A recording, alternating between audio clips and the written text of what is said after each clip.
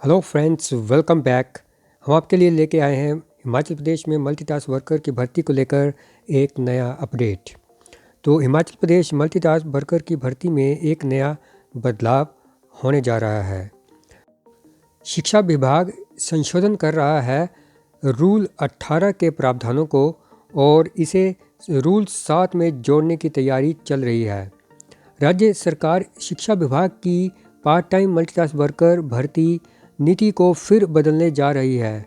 High court में सरकार की ओर से दिए गए रिप्लाई के अनुसार अब रूल 18 के प्रावधानों को रूल 7 में ही जोड़ा जा रहा है। रूल 18 में बेहद गरीब परिवार, विधवाओं, अनाथ बच्चों और एकल नारियों को मुख्यमंत्री के विशेष अधिकार से नियुक्ति देने का अधिकार था, लेकिन हाई कोर्ट की गंभीर आपत्ति के बाद इस प्रावधान को वापस ले लिया गया है।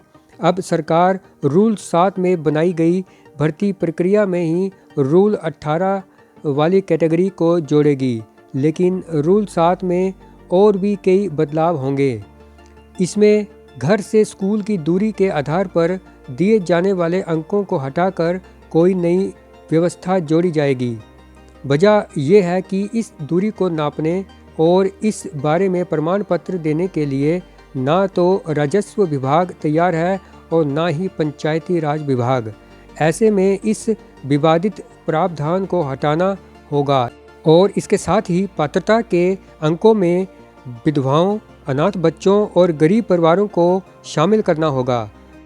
रूल 7 के तहत ये भर्तियां एसडीएम की अध्यक्षता वाली कमेटी करेगी और इस कमेटी में उम्मीदवार के चयन के लिए किसी के पास कोई डिस्क्रिप्शन नहीं है। अब राज्य सरकार बची हुई सभी भर्तियां रूल 7 के तहत ही करेगी।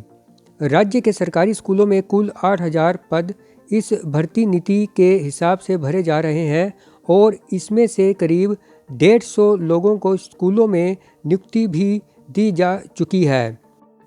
ये नियुक्तियां रूल 18 के तहत मुख्यमंत्री के आदेश के बाद ही दी गई हैं। हालांकि हाई कोर्ट में चल रहे केस के कारण जो लोग ज्वाइन कर चुके हैं वे भी उलझन में आ सकते हैं, ऐसी आशंका है। वजह यह है कि याचिकाकर्ता तर्क दे रहे हैं कि जो नियम ही नहीं है उनके तहत हुई नियुक्तियां गैर कानूनी हैं। अब मार्च में जब इस केस की सुनवाई होगी तब पता चलेगा कि ज्वाइन कर चुके लोग स्कूलों में रहेंगे या नहीं। तो फ्रेंड्स, कमेंट्स के माध्यम से ये बात सामने आ रही है कि जिन लोगों को नियुक्ति दी जा चुकी है उनकी नियुक्ति दोबारा रूल 7 के तहत सीधी भर्ती के अंतर्गत होनी चाहिए। तो फ्रेंड्स, इस बारे में हाई कोर्ट की सुनवाई के बाद जो भी निर्णय सामने आता है वो हमें पता चल जाएगा। तो जैसे भी नई अपडेट आती है वो आपके साथ शेयर कर दी जाएगी। तो वीडियो देखने के लिए धन्यवाद। मिलते हैं एक नई वीडियो में नए अपडेट के साथ। तब तक के लिए goodbye and take care.